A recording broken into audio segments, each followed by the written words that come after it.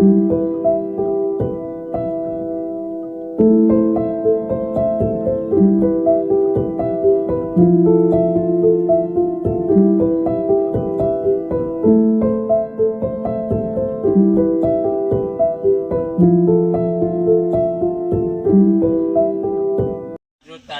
13/8/2024 રોજ પ્રાથમિક શાળા ડોલિયા દ્વારા તિરંગા યાત્રાનું આયોજન કરેલ છે, જેમાં શાળાના મુખ્ય શિક્ષક આચાર્ય શ્રી મનોજ સાહેબ તથા ગામના તલાટી બેનશ્રી, સરપંચશ્રી તથા આંગણવાડી કાર્યકરશ્રી, આશા વર્કરશ્રી તથા ગ્રામ પંચાયતના સભ્યશ્રી તથા ગામના આગેવાનો આ યાત્રામાં જોડાયેલ છે.